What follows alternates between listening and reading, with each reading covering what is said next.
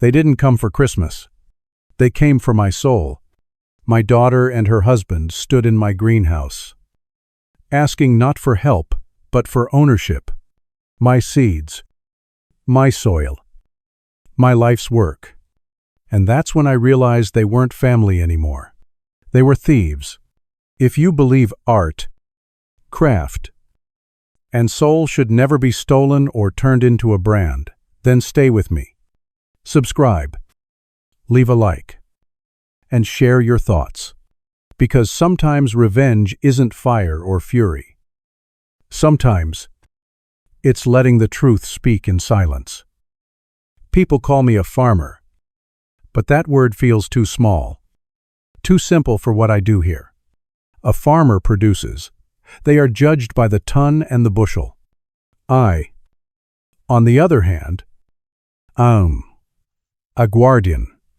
This place, which my father jokingly called Croft's Folly with a wry smile, is a name I kept out of respect for his pragmatism.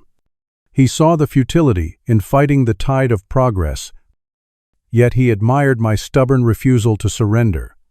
This farm is not a production facility. It is a living library, a quiet, sprawling sanctuary for tastes and textures that the modern world, in its rush for uniformity, has tried its best to forget. I am the keeper of a silent history told not in books, but in the delicate, coded language of seeds. Each one I hold in my calloused palm is a promise, a story passed down through generations of soil and sun, a genetic memory of a time when flavor was king. At 68, my hands are more earth than skin. My face, a roadmap of weather patterns etched by decades of sun and wind. I am a man who understands that true value isn't measured in yield per acre, but in the breathtaking complexity of a single bite. My life's work has been to protect these ghosts of flavor, the sharp, peppery bite of a forgotten arugula, the deep, wine-like sweetness of a particular strain of beet from the relentless march of industrial agriculture, which prizes shelf life over soul and uniformity over character. My masterpiece, the culmination of a lifetime of patience and what I can only describe as whispered conversations with the earth, is a tomato I call the Sunset Comet. It is a fickle, demanding, and often heartbreaking thing. A variety I coaxed into existence over 2 decades of painstaking cross-pollination and devastating failures. I remember winters spent poring over botanical texts, springs spent grafting with the steady hand of a surgeon, and summers lost to blight or unexpected frost. It is a plant that scoffs at hydroponics and sterile, controlled environments. It demands the specific mineral tang of my soil, the unique angle of the sun as it filters through the old, warped glass of my greenhouse, and the precise level of humidity that hangs in the air on a late autumn afternoon. Its beauty is a profound deception. For days, it hangs on the vine like a perfect, ruby-red jewel, visually flawless, a picture of health and ripeness. But its soul, its explosive, complex, and unforgettable flavor, a symphony of smoke, sweetness, and a deep, resonant acidity that lingers on the palate like a fine wine, only comes to life in the final 24 hours it spends on the vine. In those last hours, it draws something elemental up from the earth through its roots, a final, fiery essence that cannot be replicated or faked. If you pick it a day too soon, it is nothing more than a beautiful, watery shell, a perfect, hollow lie. This is a secret the plant has shared only with me. This secret, this fragile and fleeting perfection, has been the foundation of my daughter Clara's success. Her restaurant, Verve, which she runs with her husband, Julian, is a temple of minimalist elegance in the city. A place of hushed tones, polished concrete, and single, perfect flowers on each table. It is celebrated by critics for its pure ingredient philosophy, a concept built almost entirely on the legendary taste of the Sunset Comets I provide them. Free of charge. Delivered by my own hand twice a week. Their fame is my quiet, paternal pride. I see their glossy magazine features, the glowing reviews that speak of Julian's genius in sourcing, and I feel a distant warmth. It is the payment I have chosen for myself, a silent investment in my daughter's happiness. I have never been to Verve. Clara once said, the stark modernity of the place wasn't really my thing, and I understood what she meant.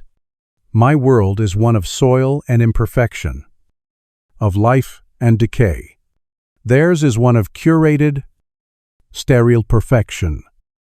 They came to the farm on the afternoon of December 23rd. A cold, sharp wind was blowing from the north, carrying the scent of snow and the heavy stillness that precedes a holiday. They didn't come to help prepare for the coming frost, or to share a quiet moment before the Christmas rush. They came to talk business. Their expensive car, a sleek, black machine that seemed to absorb the light, looked alien and intrusive, parked next to my rusted but faithful truck. Julian, handsome and sharp in a cashmere coat that seemed out of place against the backdrop of my muddy fields, did most of the talking. Clara, my daughter, stood beside him, her hand tucked into his arm, her eyes scanning the greenhouse, not with the familiar love I remembered, but with an appraising look I didn't recognize. It was the look of an inspector, not a daughter. Dad, we're at the top of our game. Julian began, his voice smooth and confident, the sound of a man who has never known failure or doubt. Verve is more than a restaurant now, it's a brand. And to maintain stability, to expand that brand, we've built a state-of-the-art hydroponic greenhouse on the roof of the restaurant. He paused, letting the weight of his announcement settle in the cool air. I said nothing. I just watched my breath mist in front of me, a fleeting cloud against the backdrop of the gray sky. I felt a coldness that had nothing to do with the weather. We need to replicate your process, he continued, his smile unwavering, as if he were offering me a great gift. We need everything. The Sunset Comet seeds, of course, your soil composition analysis, your watering schedules, your proprietary techniques for pruning and feeding. We need to turn your art into a science, something we can control and scale. I looked from his smiling face to my daughter's. She wouldn't quite meet my eye. She was looking at the tomatoes, at the deep red orbs hanging like Christmas ornaments in the fading afternoon light. She was looking at her future, and in that moment, I understood with a clarity that was as sharp and painful as a shard of glass. This wasn't a partnership. It was an acquisition. They didn't want my help. They wanted my secrets. They wanted to take the soul of this place, the decades of knowledge held in my hands and in this soil, and reduce it to a formula they could own, a set of data points on a spreadsheet. They wanted to ensure that, eventually, they would no longer need me at all. They wanted to take my life's work and make it a ghost, just like all the other flavors I had tried so hard to protect. I watched the black car disappear down the long gravel drive, its taillights like two angry red eyes receding into the dusk. The sound of its engine faded, leaving behind a silence that felt heavier and colder than before. I did not go back inside. I stood there on the porch, the wind biting at my cheeks, and I felt the full weight of what had just been said. It was not the words themselves, but the easy, confident way Julian had spoken them. as if he were discussing crop rotation or a new piece of machinery. "We need to turn your art into a science." The phrase echoed in my mind. Science is about replication. Art is about soul. They didn't want my soul. They wanted my formula. They saw the years of my life, the sweat and worry, the deep, instinctual knowledge I held in my bones, as nothing more than a set of variables to be isolated, copied, and pasted onto a rooftop in the city. I was not a father to be honored. I was a resource to be extracted. I walked slowly towards the greenhouse, my boots crunching on the frozen ground. Inside, the air was still and warm, a pocket of preserved life against the encroaching cold. The scent of damp earth and living chlorophyll filled my lungs. I ran my hand gently over the leaves of a sunset comet, feeling the fine, almost invisible hairs on its stem. I could see the subtle shift in the hue of the ripening fruit, a deepening of the red that told me they were entering their final, magical phase. These were not assets. They were living things, each one a small, temporary miracle I had helped bring into the world. And my own daughter, my Clara, had stood by and watched as her husband laid out his plan to render all of this, and by extension, me, obsolete. I saw her face in my mind, the way she had looked at the tomatoes instead of at me. It was not malice I saw in her. It was something worse. It was a calculated choice.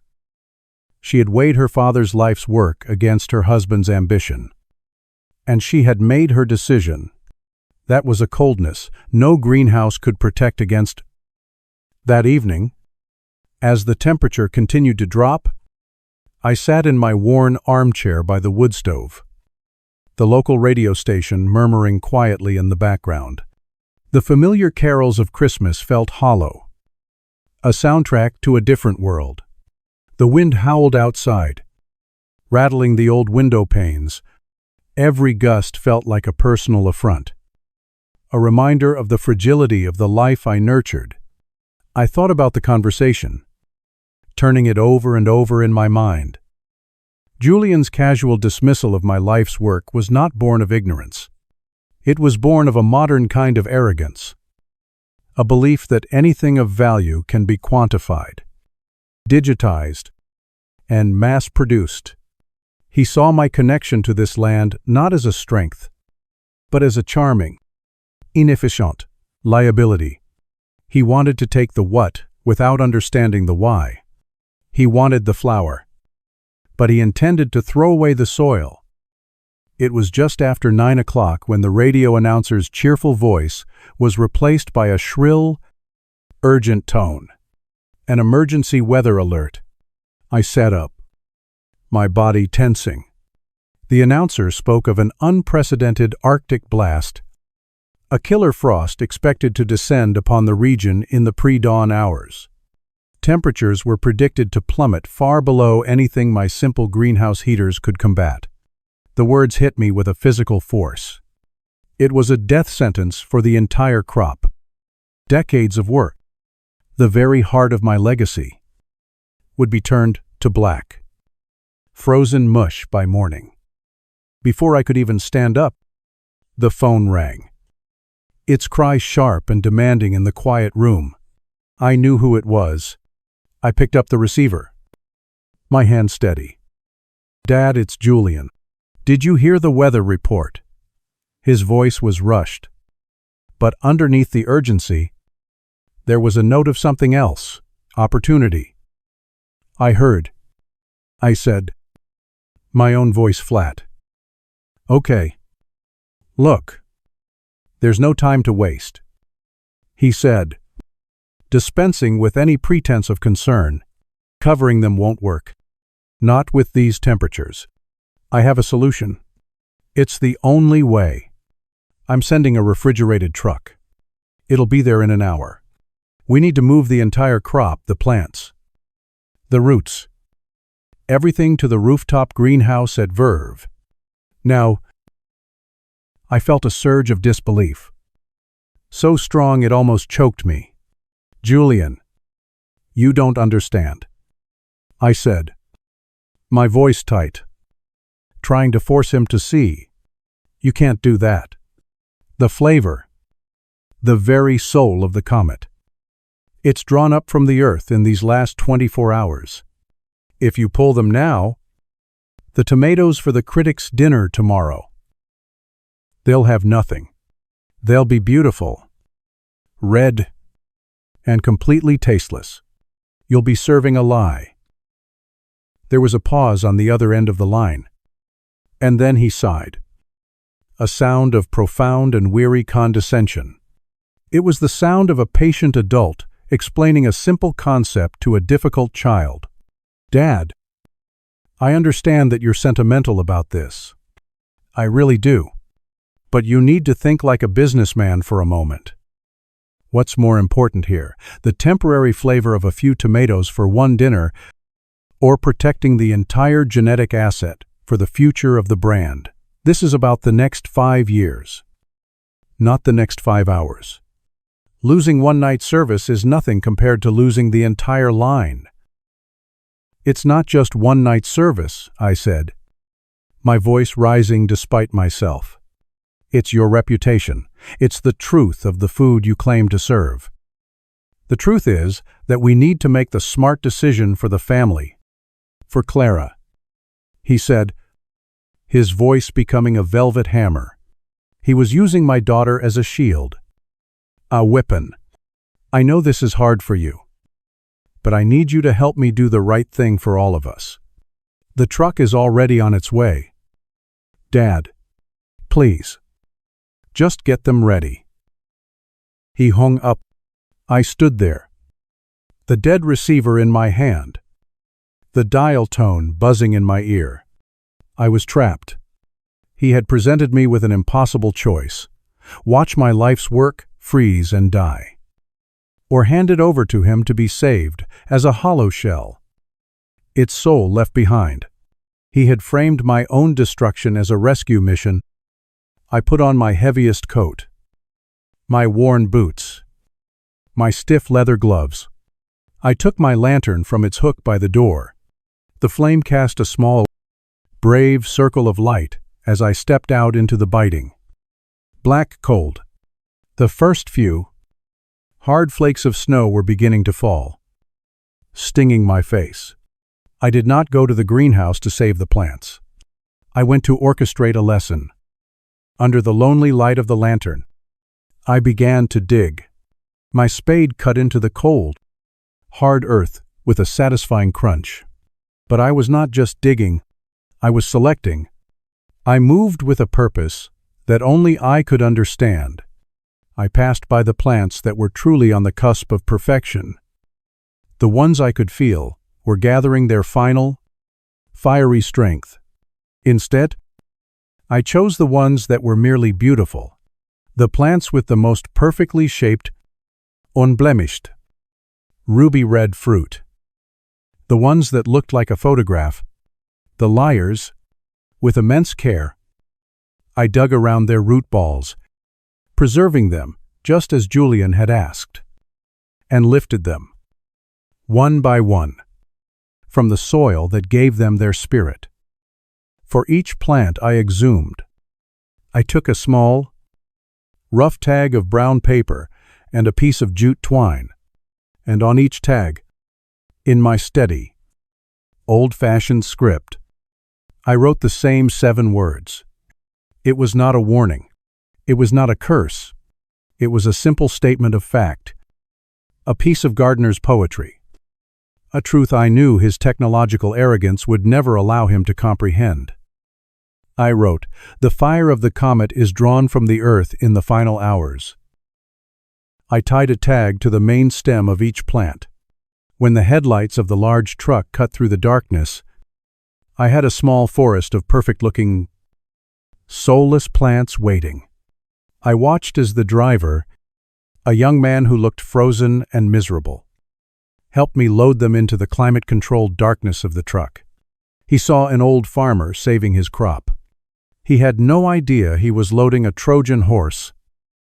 As the truck pulled away, its taillights vanishing into the now steady snow, I stood alone in my ravaged greenhouse. I had sacrificed the body to save the soul. And I knew, with a certainty as cold and as hard as the frozen ground beneath my feet, that the harvest was yet to come. Christmas Eve arrived, not with a joyful ringing of bells, but with a profound and heavy silence. The storm had passed in the night, leaving the world buried under a thick, pristine blanket of white. The snow covered the scars in my greenhouse, hid the empty rows where the sunset comets had once stood, and softened the hard, frozen lines of the landscape. It was a beautiful, clean, and deceptive piece.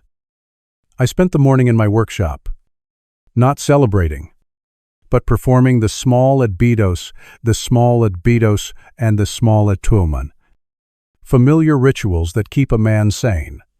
I sharpened my tools. The rhythmic scrape of steel on stone, a meditative sound. I oiled the wood of their handles, feeling the grain come to life under my fingers. Every action was deliberate, a way of holding on to the real, the tangible. In a world that had suddenly become a stage for an elaborate fiction, I did not need to be at Verve to see what was happening. I could picture it all with a clarity that was almost painful. My mind was the theater, and the final act was about to begin. I imagined the restaurant, a place I had never seen but knew intimately through my daughter's proud descriptions. I saw the polished concrete floors, the stark white walls adorned with a single piece of abstract art, the tables set with military precision. It was a place of hushed tones and calculated minimalism, a sterile temple built to worship the very idea of purity. I saw the wealthy patrons arriving, shaking the last flakes of snow from their expensive coats, their faces filled with the smug satisfaction of those who have secured a seat at the most exclusive table on the most important night of the year. They would be talking about the food, of course, but they would really be talking about themselves, about their ability to afford and appreciate such rarefied experiences. And at the center of it all, I saw Julian. He would be a master of ceremonies, gliding between tables, his smile effortless, his confidence radiating like a physical warmth. I could almost hear him telling the story he had crafted, his voice a low, confidential murmur. He would be telling them about the unforeseen agricultural disaster, the killer frost that threatened to wipe out a priceless heirloom. He would paint himself as the hero, the quick-thinking visionary who had orchestrated a daring, last-minute rescue, using cutting-edge technology to save a piece of botanical history. He would speak of the plants now thriving in his rooftop sanctuary, a testament to the perfect marriage of nature and modern science. He would be selling them a myth, and he would be its shining, triumphant hero. Clara would be beside him, her smile bright, her eyes reflecting his glory, a willing accomplice in the erasure of her own father. Then, I pictured the arrival of the critic. In my mind, he was not a young man, easily swayed by trends. He was a man like me, older, with eyes that had seen too much to be easily fooled, a man who understood that the story of a meal is not told by the host, but by the food itself. He would listen to Julian's heroic tale with a polite, non-committal smile, his gaze sharp and analytical. He would be waiting for the evidence. The main event, the dish that had built their reputation, would be presented with theatrical reverence. I imagined a single, perfect tomato, resting in the center of a stark white plate, the reborn Sunset Comet. Julian would call it. It would be visually stunning, a flawless orb of deep, lustrous red, glistening under the carefully calibrated spotlights of the restaurant. A work of art.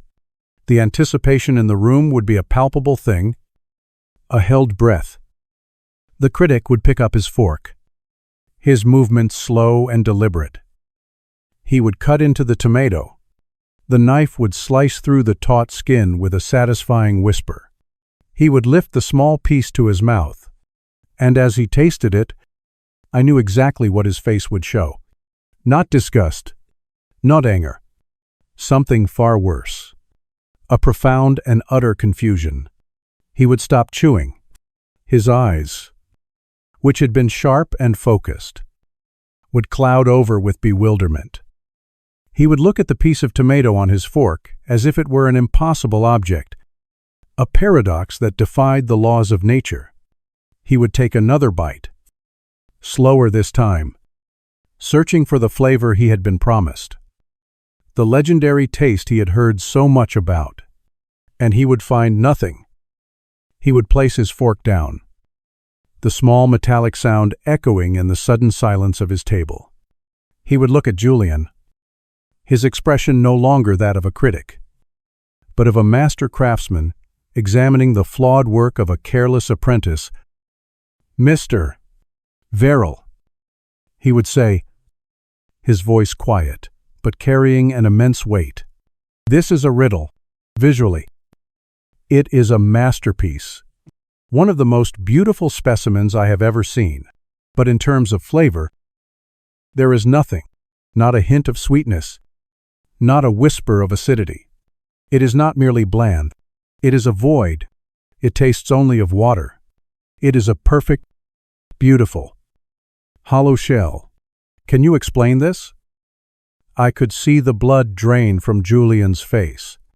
The confident smile would vanish, replaced by a twitching, uncertain thing.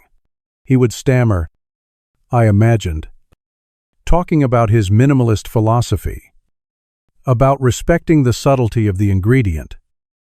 "I have tasted a true Sunset Comet from Mr. Croft's farm," the critic would say, his voice cutting through Julian's excuses like a sharp, clean knife. "I know what its soul tastes like. This is not it."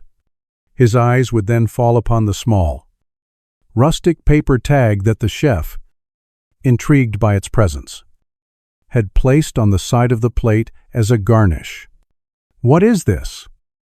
Cornered, his face pale with sweat, Julian would have no choice but to pick up the tag. He would smooth the wrinkled paper with trembling fingers and read my words aloud, his own voice condemning him.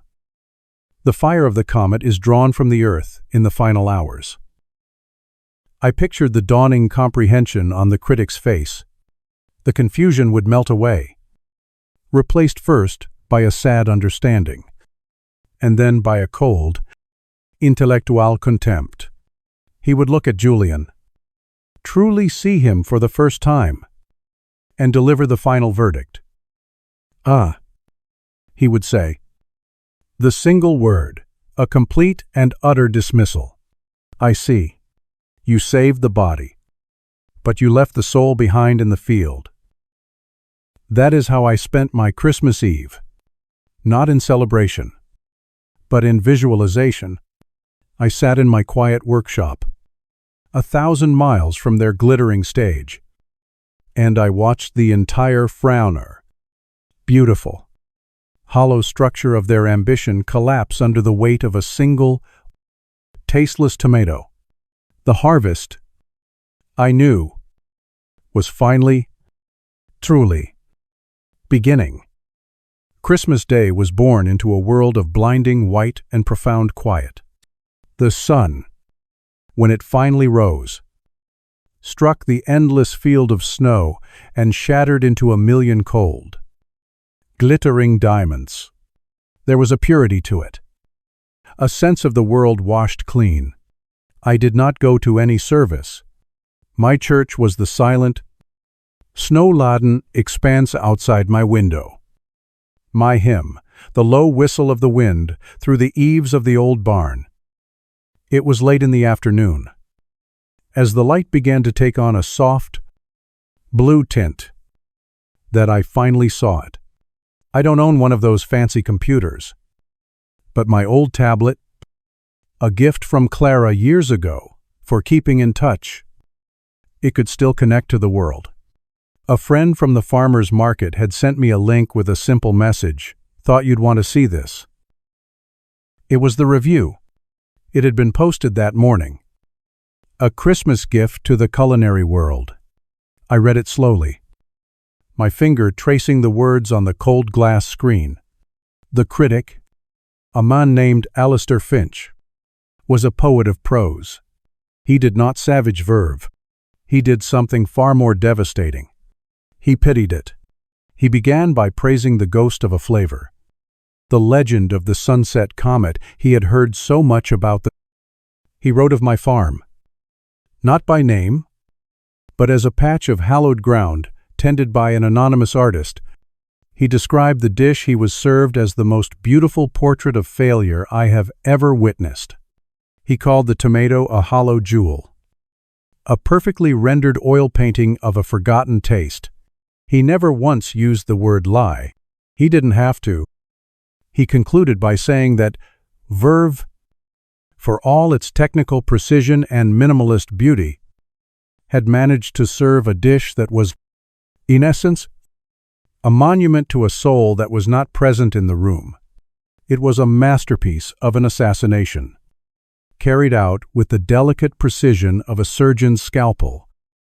I closed the tablet and looked out the window at the snow. There was no feeling of victory. No savage glare. There was only a great, aching, and profound sadness. The kind of sadness that comes from watching something beautiful die, even if its death was necessary. My phone had been silent all day. I knew it wouldn't last. The silence was just the deep breath before the scream. I could almost hear them in the car.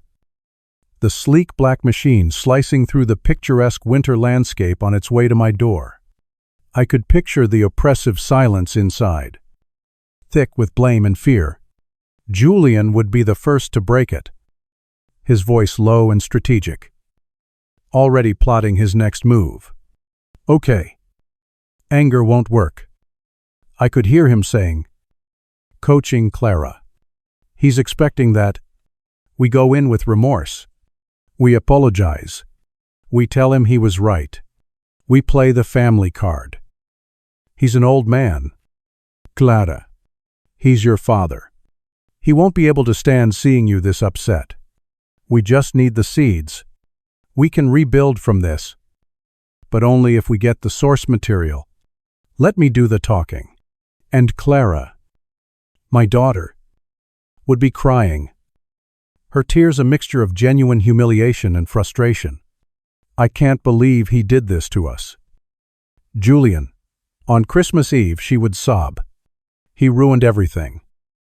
And Julian would soothe her, not out of love, but out of a need to keep his most valuable asset, his wife. My daughter composed and ready to play her part. It was nearly dark when their headlights cut across my living room wall. The car door slammed. A sound as sharp and violent as a gunshot in the country quiet. This time, there was only one set of footsteps on the porch. The knock was hesitant, soft. It was Clara. I opened the door. She stood there alone, her face pale and puffy, the cold winter air turning her breath into a cloud of white. She had been crying for a long time. She looked smaller than I had ever seen her, stripped of the armor of her husband's confidence. "Dad," she said, her voice barely a whisper. "Can we come in?" I stepped back, and she entered, followed by Julian, who had been lurking in the shadows. He had the decency to look ashamed, or at least to put on a convincing performance of it. They stood awkwardly in the center of my small, warm living room. Two figures of city elegance, suddenly looking fragile and out of place. "We saw the review?" Julian said, breaking the silence. His voice was stripped of its usual smooth confidence. He, too, had destroyed us. He told the truth. I said simply, "Dad, we're sorry." Clara burst out, the words tumbling over each other in a rush. "You were right. We were wrong. We should have listened to you. We were arrogant. And we were stupid. Please. You have to forgive us."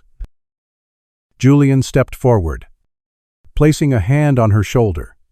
"What your mother is trying to say, Samuel," he began, his voice taking on a tone of rehearsed sincerity, "is that we've learned our lesson, a profound one. We lost sight of what was important. We lost sight of the art, of you." He looked me straight in the eye. "We want to make it right. We want to start over. The right way. This time, with you at the center of it. We need you. Please. Give us another chance. Give us the seeds. And help us rebuild. We'll do it on your terms. Any terms." I listened to them, to the carefully chosen words, to the tearful apologies, to the desperate, last-ditch effort to salvage their brand. I looked at my daughter's face, a face I had loved since the moment I first held her, and I saw the hope in her eyes, the belief that a father's love was a switch that could always be flipped back on, and I felt the last piece of my old heart break. I walked over to the window and looked out at the dark, snow-covered fields. For a long moment, I said nothing. I let their pleas hang in the warm air of the room. Let them feel the full weight of the silence. Then, I turned back to them. "I am not angry at you for the review," I said, my voice quiet but clear. Each word carefully chosen. The critic simply wrote down what he tasted. "I am not angry that you lost his respect, or the respect of your investors. That is the price of a bad product." I looked at Julian. "I am not even angry that you wanted my seeds. My formula. That is the nature of a businessman. You see something of value, and you want to possess it." I let my gaze fall on Clara, and my voice softened. But it was a softness that held no comfort. "I am angry, Clara, because you stood in my greenhouse and you watched your husband try to purchase my soul, and you said nothing. I am angry because when I told you that you were about to serve a lie, you chose the lie over the truth. You chose the brand over the bond. You chose his ambition over your father's legacy." I took a breath. "You don't want me. You want what I can give you. You want the magic. But you don't want the magician. You want the harvest. But you have no respect for the soil. You come here asking for my seeds. But you don't understand that the secret isn't in the seed. It's in the hands that plant it. It's in the soil that feeds it. It's in the 50 years of failures and triumphs that live inside the man who tends it." I shook my head slowly. "A final, irrevocable decision. The answer is no. I will not give you my seeds. I will not help you rebuild your hollow brand. The Sunset Comets of Verve are finished. Their story ends here." Clara let out a small, wounded cry, but Julian's face hardened. The mask of remorse fell away, revealing the cold, too hard face of a businessman who had just lost a deal. "You would do that?" he asked, his voice low and dangerous. "You would destroy your own daughter's future out of spite?" "Her future," I replied, looking past him to the darkness outside. "I am giving her the chance to build a future that is her own, not one built on my back. I am giving you both the opportunity to create something real, something that does not require a secret or a lie to sustain it." I walked to the door and opened it, letting the cold night air rush into the room. It is Christmas Day. I said. "You should go." They left without another word. I watched them walk to their car. Two silhouettes against the bright, unforgiving snow. I watched the taillights of their car disappear down the road for the second time. But this time, it felt different. It felt final. I closed the door and returned to the window. I did not feel victorious. I felt a great and profound sorrow. The sorrow of a necessary amputation. But beneath the sorrow, there was something else. A quiet, steady, and unshakable peace. The peace of a man who has finally reclaimed his own land. Outside, the world was frozen and still, but I knew that deep beneath the snow, in the cold, dark, honest soil, the seeds of next spring were sleeping, and when they woke, they would be mine alone. That night, in the deep quiet of my home, I did not celebrate. I reflected.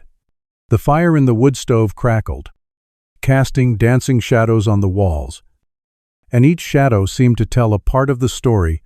There is a bitter truth in this world that love, even a father's love, is not always enough to protect someone from themselves. And there is another truth that some lessons cannot be taught with gentle words. They must be learned in the cold, hard silence of consequence. I take no joy in their failure. My victory is a hollow thing, filled with the ache of what I have lost. Not a crop, but the daughter I remember. The little girl who used to follow me through these fields with wonder in her eyes. She traded something priceless, her own integrity for the polished illusion of success. In the end, we all lost that night. But in my loss, I found something I had forgotten. I owned the boundary of my own soul. I reclaimed the value of my work, not as a commodity to be traded, but as an extension of myself. I tell you this story not for your pity, but for your protection. Look at your own life. Who is asking you to make yourself smaller so they can feel bigger? Who is taking the fruit of your labor while telling you the tree itself is worthless? Do not wait for them to hand you a shovel and ask you to dig up your own roots. Do not allow your art, your craft, your unique and irreplaceable talent to be dismissed as a mere formula. Your worth is not a commodity to be bought and sold. It is the soil you have cultivated your entire life, rich with every failure, every success, every lesson learned in the dark. Protect your soil. Nurture it. For there are things in this world that cannot be replicated in a sterile lab or a rooftop greenhouse. There are things that must be grown, with patience and with love. In the honest dirt, do not let anyone convince you otherwise. The truest harvest is the one you grow for yourself.